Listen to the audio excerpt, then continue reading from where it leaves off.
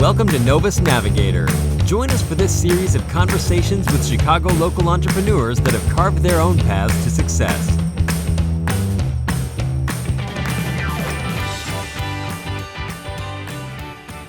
Yeah, so my name's Chase Schaap. I'm a personal trainer and nutrition coach, working primarily out of the West Loop, but I also serve the city of Chicago.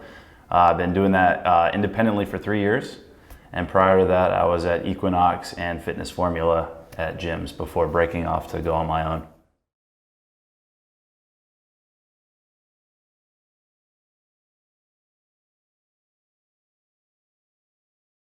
Sure. So my career path is very nonlinear. I have an acting degree and I have a business administration degree in supply chain management.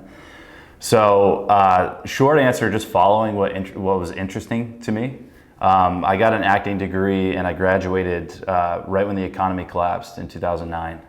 And I didn't have any money saved up to go to Los Angeles or New York like you do with an acting degree. So I was forced to do a lot of soul searching and figure out what I wanted to do and what my next move was going to be. And I realized that I didn't feel prepared from my financial perspective. I felt like I didn't know how to kind of survive on my own financially. So I had a business minor at the time and went back to school to finish it. This was again in 2009, 2010. And then that's when I started to fall in love with just business in general, kind of the startup scene. And when I went back, I was going to do finance, but then I realized, I don't want to kind of just focus on numbers all day. I want to get a very broad perspective of what business really is, which is what led me to supply chain management. Because if you think of it, it's very end to end, right? If you think of you drink like a beer at a bar, how does it get there? How is it manufactured? That kind of thing. So I chose supply chain because I wanted to kind of fully immerse myself in business, whether from a product or a service standpoint. And I started to just fall in love with, how things are made, how services are offered, how people can create, companies out of thin air and then really add value to people. Which is then what brought me to Chicago, because when I graduated from East Carolina, so I grew up in North Carolina, I took a job at a logistics company here called Coyote. It grew very, very quickly. It was acquired by UPS for a lot of money. But I worked there for a year and a half and noticed that I didn't like what I was doing. Just on a day-to-day basis, like the actual work I was doing. It was a great company, great culture. It was, they basically offered everything you would want in a company, but day in, day out, the actual work I was doing, I was going home and just didn't feel fulfilled. So it was on me to figure out, okay, I don't like what I'm doing. I moved 800 miles away from home, to a bigger city for opportunity, and I hate what I'm doing. What's next? So fortunately they promote from within. So, I expressed to my manager that I was bored with the work I was doing, and they moved me to a different place in the company. And then lo and behold, the same thing happened. I got bored with the work again. So this kind of went on and on and on until I realized I don't think this is my thing. So then it was, okay, what's my next move? So I started to look at the skills that I had acquired over the years. I was reading a lot of books, and again, this was the time that I was very intrigued by entrepreneurs and how they follow their passion but actually turn it into a career, not just like a moment, if you will. So I realized I have an acting degree, so I can speak in front of people. I can communicate with people effectively. I have a business degree, so I have kind of a working knowledge of what it takes to kind of get by, I guess, theoretically. And then I had tutored math in college as well and learned then that I love to teach people. So I like to tell people it was a kind of a total roll of the dice. I was like, okay, well, if I understand business kind of generally, I can communicate with people, my passion is fitness, and I love teaching people, why not join the fitness industry? Because all those things connect, if you think of it that way. So I started doing research on, okay, what do I need to make the career change? I obviously took a massive pay cut to do that. I had to move out of really nice apartments to live in not so nice apartments, to make the move financially. Got a job at Equinox, very first job, and then, you know, was only there for about a month, and then went, you know, to another gym, and then eventually on my own. But I got where I am today really just by following what has always interested me. You know, I grew up being told, you know, be yourself, be true to yourself, and really go after, you know, what your passion is. But I think what was big for me is I looked at it as, okay, I can't just go after what I'm passionate about. I have to also think about how I'm going to turn it into a career, because otherwise it's not going to be sustainable. So that's really how I got where I am today, is really just going with, you know, what I find interesting, and, you know, really immersing myself into that, and then just, you know, day in, day out, try to get better.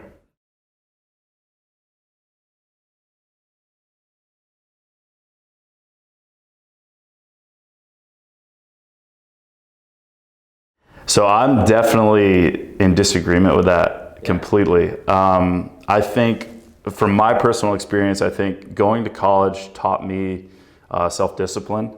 It taught me responsibility. It taught me a lot of life skills that, you know, you need. But in terms of, you know, going to school and, you know, whatever you study, you're then going to have a, you know, 10 or 20 year career. I mean, I'm living proof that, you know, it doesn't really work that way.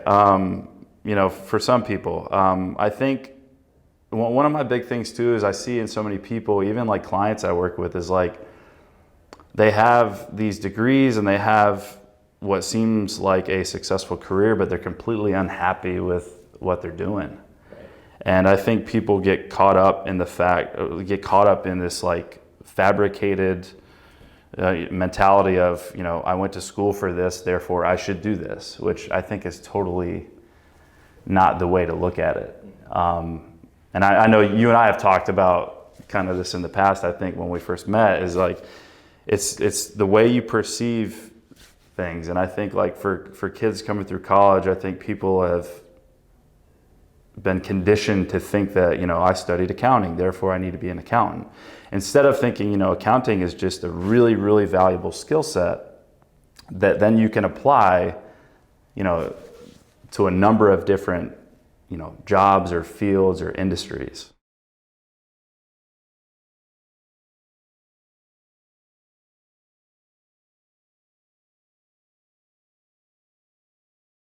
Sure. So Incremental Gains first is a personal training and nutrition coaching company dedicated to helping high achieving professionals transform their lives through fitness. So I work with a lot of kind of C-level executives, VPs, performers, entrepreneurs, kind of a mixed bag of just highly ambitious people. But how it came about is interesting. I was actually training my mentor slash client at the time slash friend in home, and I had been working independently, I want to say for, you know, 6 to 9 months. So I was on my own, but, you know, at that current time trying to figure out, okay, how am I going to brand myself? Do I name it after myself? Do I name it after, you know, do I come up with a name? And me and my mentor were constantly, like, in our sessions, you know, I'm so lucky because I felt like I was in kind of a business coaching session myself, because I would bounce ideas off him. And for me, like, the work I do personally, you know, I'm working with people to help them improve their health and their well-being.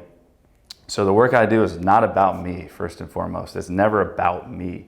It's about whoever I'm working with. So that constantly was in my head, that, you know, the work I do is highly impactful. Like, I'm the brand. However, it's never about me. It's about the other person. So I can't name it after myself. And I was looking at the industry and, you know, at colleagues and, you know, the competition, you know, what are other people doing? What are they naming their brands after? And so many people name it after themselves, which I think is great. But personally, I think there's a connotation that comes with that it's about them. And that's not the vibe I wanted to give off. I wanted to give off the vibe with every single person that I work with knows that I'm committed to them, not myself. So that was one that I couldn't use. One criteria, like I couldn't use my name. The second was like, there's so much misinformation, not just about fitness and the stuff I do, but like, I read it on the internet, therefore it's true, right? So there's so much stuff out there. And one of my promises when I got into this was like, I'm gonna be 100% honest with people and clients when I'm working with them. If I don't know something, I'm not gonna pretend like I do. If someone needs care from a physical therapist or a chiropractor, I'm not gonna pretend to know what I'm doing. I'm gonna refer out. So going back to the name, I wanted to name it, I wanted the name to be like very raw, very real, very true. So if you think about fitness and, you can make the same case for business I was like, okay, well, it's the reality is like no one achieves most goal overnight, right? It's a process and it's an incremental process. And I kept bouncing names around with my mentor and finally like Incremental Gains just came up. And it still feels kind of weird saying it because it goes against what we want as humans, right? We want instant gratification.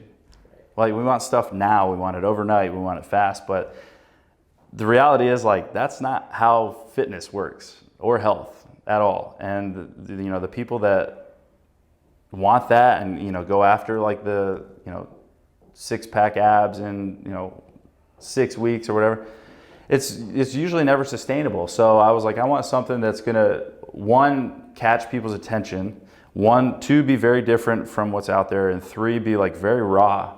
And Incremental Gains kind of just seemed to stick. And my mentor was like, yeah, that stands out because everyone else is promising like stuff now or next week or, the following week. And that's not true. At least not the stuff that I, try to work with clients in. So that's really what led me to it, Incremental Gains. And, fortunately people have, usually they see it and they're like, like, I don't know that I want that, it's my job then to kind of educate as the professional say that, you may not want that, but what you do want, the only way you're going to get there is to approach it as a process and a long-term commitment. And just like in business, think about like startups, it's never, when is it ever, oh, I did this in a day or a week? It just doesn't happen. So that's really how it happened. I was training a client in his basement in his home and just a lot of conversations and idea bouncing and wound up with that. So.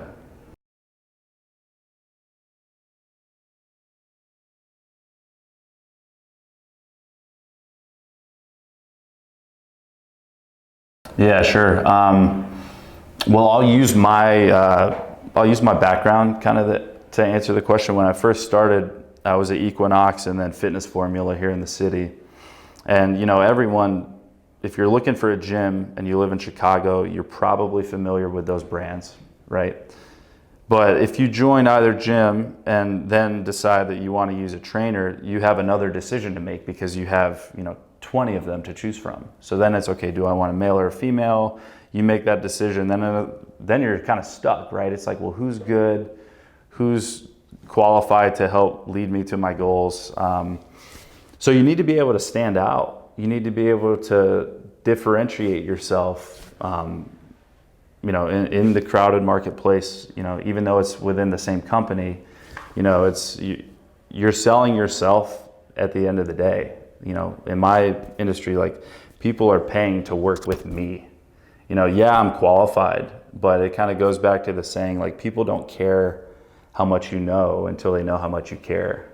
And that, in my industry, that carries a lot of weight. So, it's great to know a lot, but you also have to figure out, how do you differentiate yourself as a person? What kind of, aura, if you will, do you want to give off? What do you want your persona, your message to be?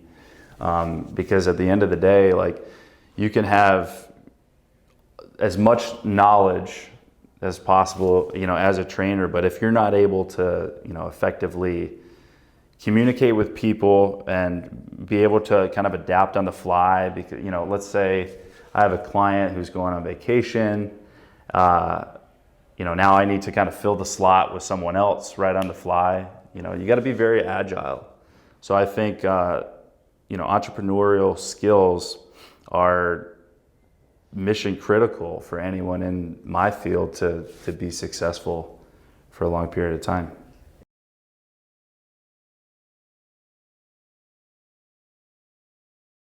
So primarily for me, social media. I have a website, which I want to get into writing more. But for me, I'm a one-man band, so I'm kind of restricted by time. So my trade-off is I could put a lot of energy into that, but then I found that it comes at the expense of the quality of service I can provide my clients, which I don't want to do that. So I'm juggling, leveraging technology for marketing reasons. That's second priority to the clients I'm working with. But primarily, the only technology I'm working with weekly is social media, which is totally crazy. Things have changed a lot, right? And it's crazy to me that I got into this thinking I needed a website and I needed all of this stuff related to it, like all these widgets and attributes on my website. But at the end of the day, I've found the greatest success so far from social media, which is exactly how we connected, right? So, but digging a little deeper, Instagram specifically, learning,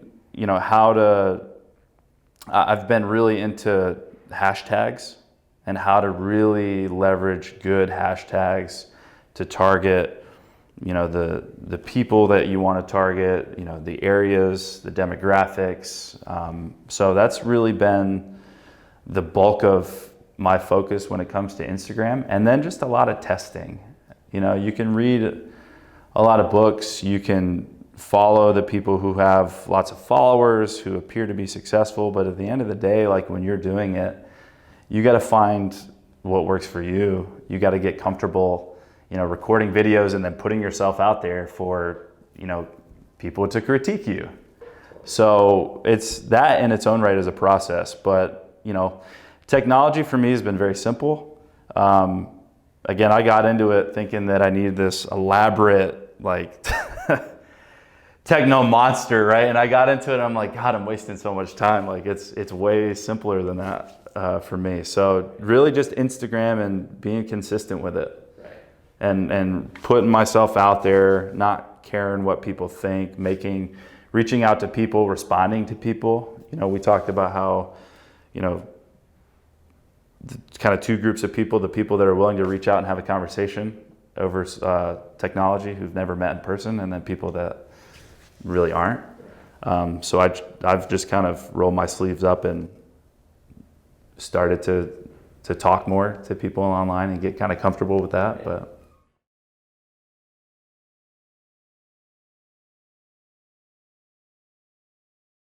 sure, I don't. I think the way to avoid burnout is through self-awareness. I think if I boiled it down to one thing, it has to be self-awareness. I get very tired. I have days often where I get home and I don't have a problem falling asleep at night because I'm exhausted.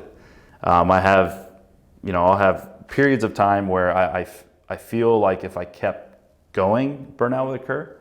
But it goes back to self-awareness, being able to, recognize that you're tired and then actually,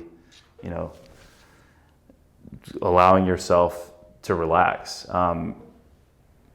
Obviously I'm a little biased, but I think, taking care of your body is also one of the best ways to avoid burnout. Yeah. Making sure that you're exercising and you are your machine. And I train a lot of singers, and I always tell them, you are your instrument. You're going to succeed in direct proportion to how well your body performs physically and mentally. And I think the same holds true with anybody else when you talk about burnout, is how to avoid it. You have to be very self-aware with your body. You have to listen to your body. I think we all are aware, but some, obviously some more than others. And then you have people that they recognize, okay, I'm really, really tired, but I'm going to put in 2 more hours of work. And then you have the people that are, okay, I'm really, really tired.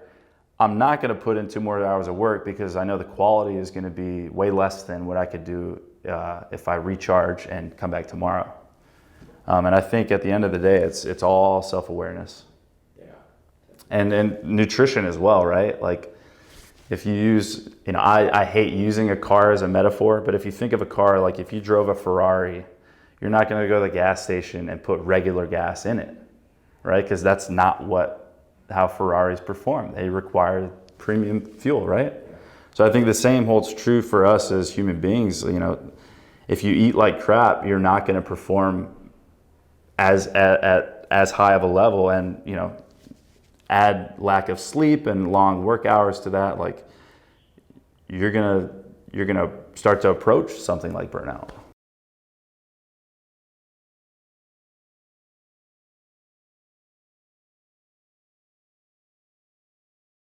Yeah, so networking, I like to tell people that it's my superpower. Like it's the one thing I know I'm really good at. And again, going back to like how I got to where I am today, like my acting degree, like I draw so much on that because it's taught me, like I learned how to, perform on stage and speak in front of people. And I was for sure nervous when I did it, but I did it so much that now it's second nature, right?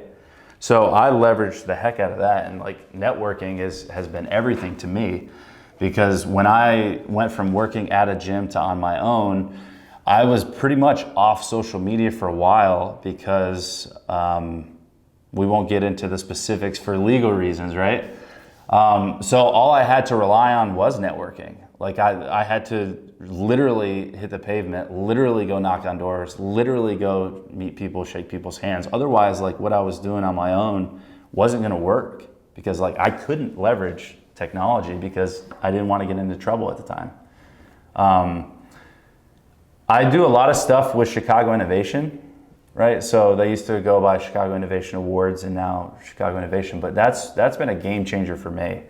And fortunately, my mentor is Tom Kuzmarski, is the guy who was a co-founder of of Chicago Innovation. Yeah.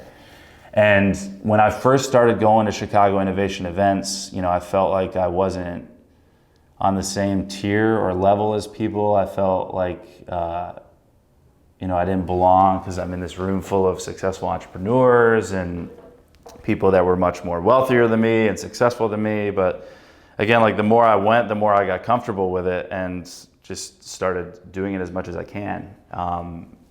But that's turned into so many client referrals, and I think more importantly, just confidence.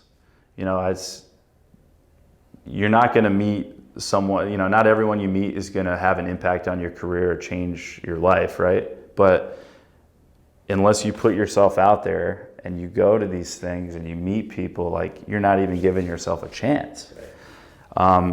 And if you relate it to like sales, like, the more times you try to sell something to people, eventually someone's going to say yes, right?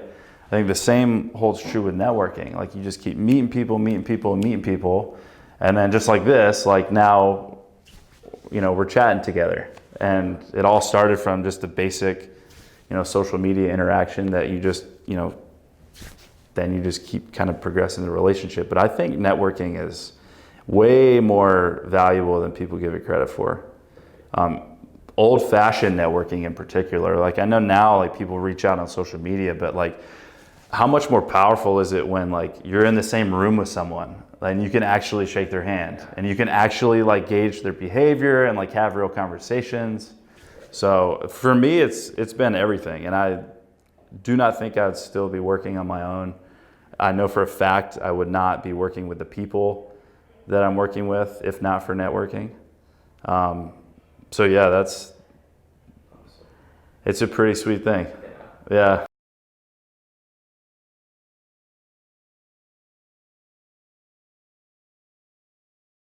No, so like I also made the decision with branding that, I don't know, I'm having a really fun time working with people right now. And I know if I were to scale what I'm doing and then bring on a team, I know that it would turn into less working with people, right? I would have to work with people, I would have to manage a team, and then, to scale even more, I would eventually have to not work with people at all, right? And going back to the name, a lot of people in my industry have named their gyms after their name. And the problem that you run into with that is as you start to gain popularity and people find out who you are, they want you, right? They want the name. They want the person behind the name of the business. And if you scale an operation, like, you're not going to have the time to be that person for them, right? So if I named it, Chase Fitness, like, people are going to want to work with Chase. Well, what happens if, like, Chase doesn't have time? I'm busy building the business, right? So that was another thing where, like, I can't name it after myself. I have to, go with Incremental Gains or, then something else, because if someone, let's say in Chicago, is reaching out for a trainer, they know that the brand offers high quality services. And anyone that works for that brand, they're going to perceive it the same way, that they all offer the same high quality services. I've had people say, I've done a lot of workshops and continuing education, and one of the common things that gym owners say that have named it after their gyms after themselves is that they could do it all again, they would name their business something else and not after themselves. So I really took that advice to heart when going after the branding stuff. But on top of that, I think it's, brand is super important. Like, I'm a big Richard Branson fan, pretty much everything he does, but he's so consistent, right? It's so consistent and real and who he is, all across the board with him. And, his message is always, like, very impactful, very real. And I think your personal brand is going to affect the business brand, right? And that's going to affect success in a lot of ways. So you think whether you're talking about a company's brand or your personal brand, I think they're very interconnected, and I think they influence each other. So I think, when it comes to branding, it's all about being true to who you are, who you serve, what your message is, and being very, very consistent with that. So